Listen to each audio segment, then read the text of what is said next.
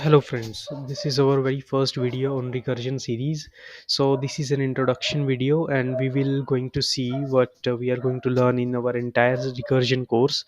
So we are going to see the method that can help us solve any recursive problem. So we are going to first learn the method and trick. It is very easy, and once you learn that method you are able to solve any recursive problem.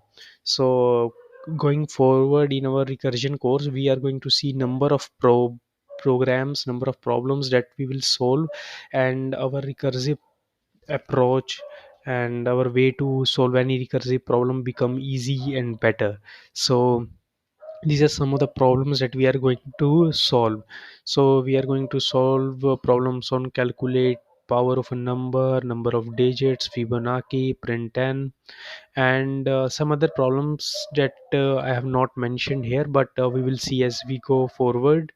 So these are some of our programs. Once you cover all these uh, um, programs that are listed here and other problems that I will mention going forward, you will find that uh, you have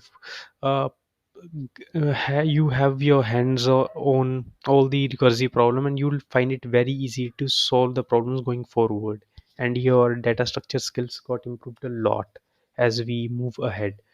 So hope you continue following this series, and we will see every way to make it easy to learn the approach. So from our next video we will see the very first way, means the method to solve the recursive problem.